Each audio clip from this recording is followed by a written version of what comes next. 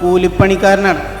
ആ ഒരു കൂലിപ്പണിക്കാരൻ്റെ മകനാണ് ഇപ്പോൾ ഈ ഒരു നിലയിലെത്തി നിൽക്കുന്നത്. അങ്ങനെ CMA ഫൈനൽ ക്വാളിഫൈ ചെയ്തു. ഒരുപാട് കഷ്ടപ്പാടുകളും ബുദ്ധിമുട്ടുകളും സാക്രിഫൈസുകളും ഒക്കെ അനുഭവിച്ച് അവസാനം നേടിയെടുത്തു. Hi, myself Shinsith. ICMS പഠിച്ചപ്പോൾ CMA ഫൈനൽ ക്വാളിഫൈ ചെയ്തു. എനിക്ക് എന്നെ തന്നെ നല്ലൊരു ബഹുമാനം തോന്നുന്നൊരു നിമിഷമാണ്.